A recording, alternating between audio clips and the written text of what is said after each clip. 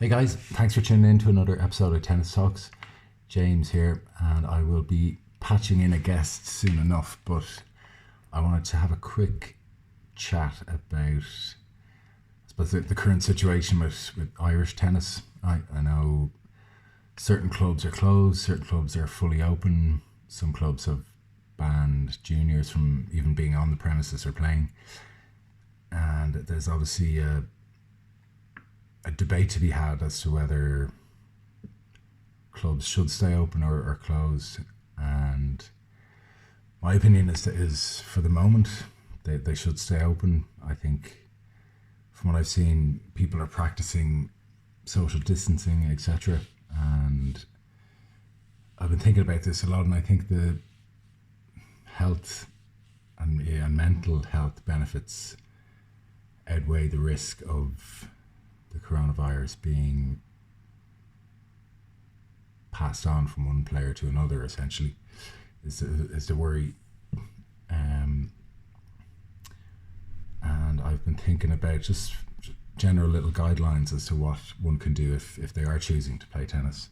So I might just run through them. They're probably very obvious, but I'll just bash through them anyway. So I think probably the most important thing is to wash your hands thoroughly before and after, directly after you play tennis. That's why I think clubs should probably keep the bathrooms in the clubhouse open if possible. Ideally use new tennis balls and dispose of them straight after the game. Again, and it'd be ideal if clubs would have a bin on each court. In that regard, when you're in and out of the courts, use a tissue to open the gates, or collectively we should all just have the gates ajar so we don't have to touch the handles. I'd set your bag down on the opposite side of the net to your playing partner, or at least 5 or 6 meters away from them. If you're changing ends playing a match, I'd change ends at the opposite side of the net. Again, this might be being too careful, but I definitely wouldn't play in the rain. This virus is transmitted, if it's through the air, it will be in a droplet. And my gut feeling is that playing in the rain, where each time you hit the ball there'd be basically a spray coming off the ball. Just my gut feeling is it's probably better for the moment not to play in rain. Similar feeling about doubles. I've seen a lot of people out playing doubles, and social distancing is, over the course of a game, is virtually impossible. And when people are playing doubles, or tennis in general, you're grunting, you're exerting yourself, you're breathing heavily. So I think it's probably just better safe than sorry. Obviously don't touch your face, and I've played tennis a few times recently and I've gone to touch my face and I've had to kind of give myself a mini lecture and realise that even if you have a little itch or an urge to touch your face, to just wait till you have a chance to wash your hands properly after your game. Some people are talking about wearing gloves on your non-playing hand or both hands. I actually think that's a good idea, because once you go to touch your face with a glove, it's a totally different feeling. So you're, I think, much less likely to do it. I have also seen a lot of coaches are coaching, either doing private lessons in clubs or public parks. Again, I'd keep it to privates, and I would only use a couple of tennis balls that you either dispose of or leave for a day or two for the virus to die, and obviously maintain the social distancing, etc. Okay, so I'm going to patch in my guest, and he might brighten up the mood a wee bit. Okay guys, we're trying to patch through our guest. I think he's on the line. It's Mike Johnson, an absolute legend of the Irish tennis scene, hard worker, plays every tournament, every league match, and for his lack of technique, he does incredibly well in tournaments. Mike, are you there?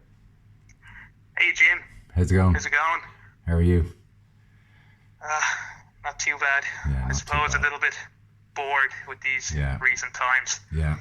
And your tennis club Fitzwilliam, are they opened or closed, or what's the story there? They closed the clubhouse, but the courts are still accessible. So Okay. we can still play on the indoor courts and the outdoor courts as well. Yeah. And are you going It's in just for that's the odd game? still playing the odd game. Yeah, not Yeah. too much now.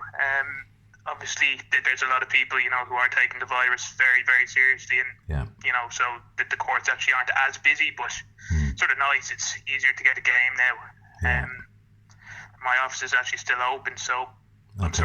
I always have to be looking to book courts around the evening time, but it's pretty easy to get a court now. But there still is a lot of people playing there, so Yeah. it's still going. And your office is, you're working in Sky, obviously I know, but so you're still in and out of the office a few days a week? Exactly. Yeah. Now we only used to do 4 days a week at the moment, which it's very handy.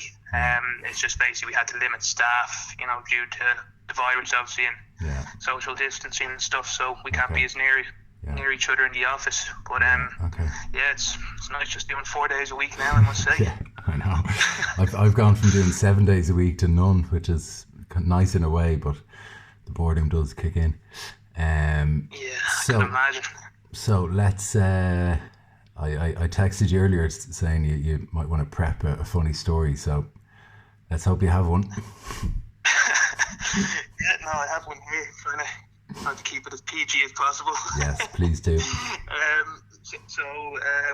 Yeah, this was, I suppose, my tennis funny story from Summer League. I'm sure most people who are listening to this now will know the LTC Summer League. This would have been about 5 years ago. I was playing for the Class 1 Fitzwilliam team at number 3 singles versus Malahide, and it was a group match about midway through the group stage, and I had a very intense captain, very good player himself. Stephen Taylor was his name. Yes. And he was taking the league quite seriously, so we were all putting in a good effort for him, training off the court and stuff, trying to get the result for him. And I found myself in a battle at 3 singles versus this good player from Malahide.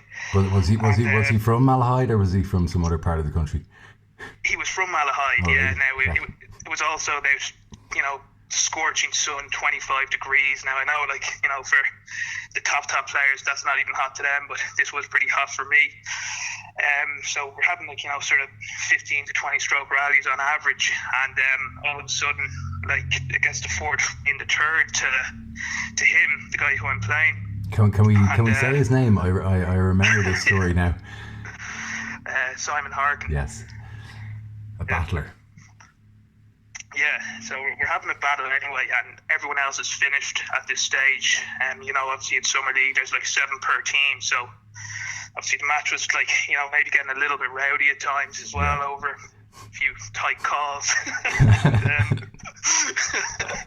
So we had all the 12 people behind the court anyway, 6 from each team, sort of supporting us. And he was 4-3 up in the third, but then just all of a sudden he went down holding his leg. So I was like, oh jeez, please hopefully get the retirement here. But he was cramping pretty badly. So I was like, just try and finish the match out here. And he was down for a while, and his team are obviously coming on to help him at this stage. But he finally gets up, but he's sort of hopping around the court. So I rush by the next game. I bring it to 4-all, and I'm thinking I'm going to destroy this now. 6-4 in the third, happy days. But then all of a sudden at 4-all, 15 up to me, my right hamstring went to myself. Okay. And I just dropped down like a sack of potatoes. Okay. And couldn't really move myself. So this went on for a while. We're sort of both just lying down on one end of the court, and at this stage sort of all our teams are with us, hovering over us. try and help us up. It was going on for a while anyway. Then he got really bad cramps, so I was sort of able to keep playing. And at this stage, it took us about probably 10 minutes just to play a couple of points. But okay, so it's becoming a farce, basically. It's becoming a farce. Yeah, right. Yeah. Like this is unseen. Like we're literally just both down and out. Spacey, and his teammates end up going off to the off license anyway, and I don't even think Harkin drinks, but they bought him some beer, just to try and help the cramp. Right. I could see like there are people sort of walking by Malahide Tennis Club just looking in like what's going on. There's lads drinking on court here and stuff like that. It's just seems like so the two is lying on the ground drinking beers. yeah. And anyway, so we finally after about 10 to 15 minutes. We get up, but he ends up winning the match 6-4 in the third.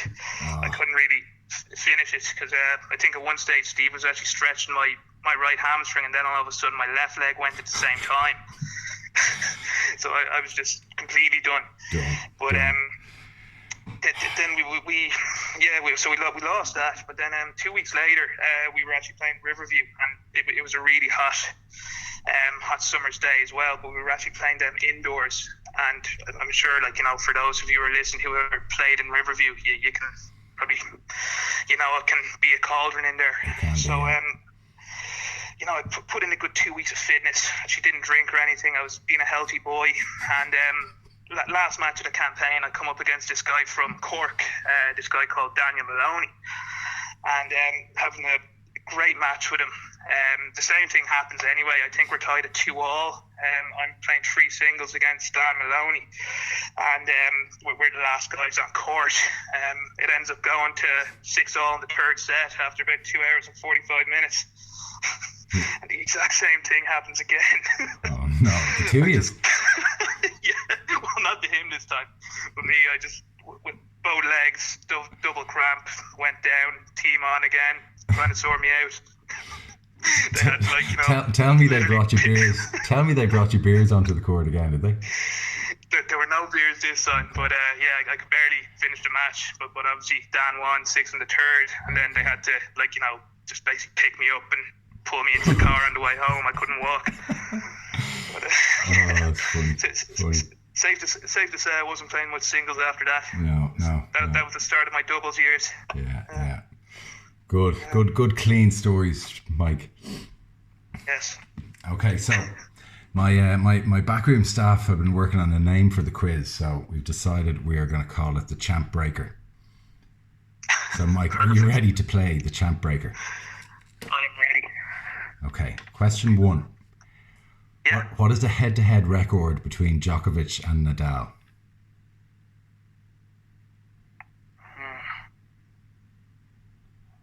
I thought it was going to be an easy question to start off. The easy ones come later on. 15-11 Djokovic in finals.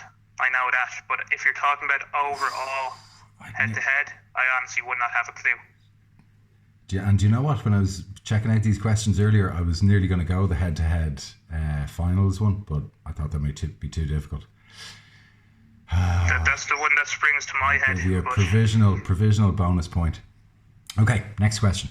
If your opponent hits a drop shot and either the spin or the wind takes the ball back onto their side of the court, are you allowed to reach over the net and hit it? As in, is your racket allowed to cross over onto their side to hit the drop shot back? No. Incorrect.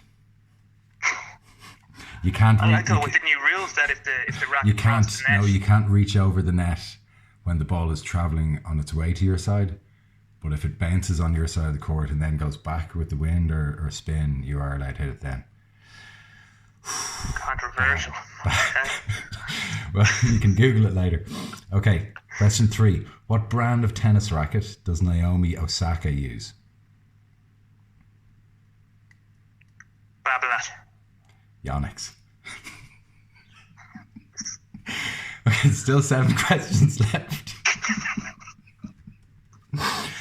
Okay. What was the score? What was the score in the final set of the longest match ever between Isner and Mahou?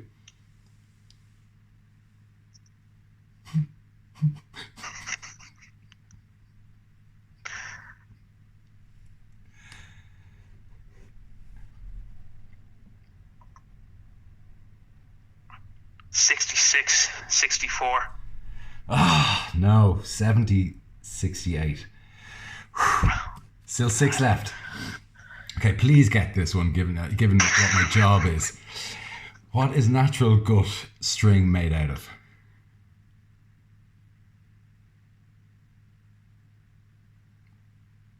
I do know this.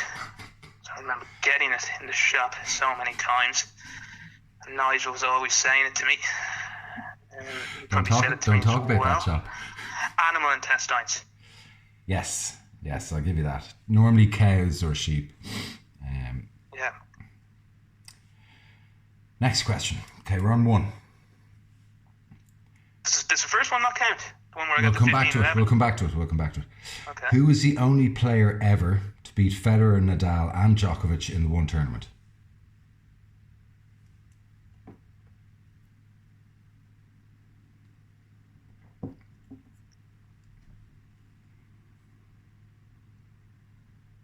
I know it's either one of these two.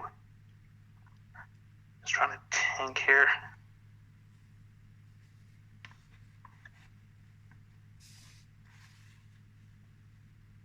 Murray.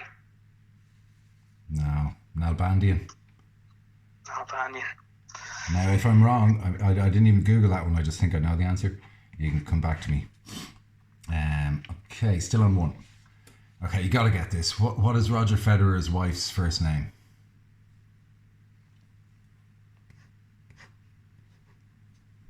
I do know it. I'm just trying to think about it.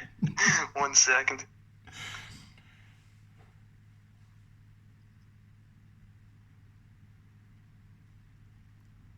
America. Yes. Who is Ireland's highest ranked player ever?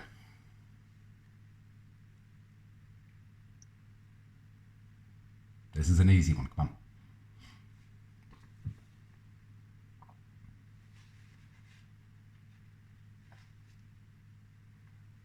And this can go back as far as a long time, yeah? Yeah, well, like last 20 Owen years. Casey. No, Conor Nyland. Bear with me there. Have to take your first answer. Yeah. Okay, next question. Who is the bookies' favourite to win the Australian Open next year? I'd say it has to be Djokovic, surely. Yes, correct. Fabio Fognini changed clothing sponsorship at the turn of the year. You get a point for naming either clothes sponsor. Okay. Emperor Armani. Yeah, and can you remember his old one? Yonex. Hydrogen. Remember the skull and crossbones stuff? Oh, I do, yeah. Look, it had to happen to somebody. 4. I know. We'll have you on again, Mike. We'll have you on again. I'm pretty sure that was a tough quiz. Yeah, I did. It was kind of tough. Yeah. Yeah. Anyway, we'll wrap it up there, Mike. Thanks for joining us, and be strong, anyone who might even be listening to this, and we'll chat to you guys tomorrow.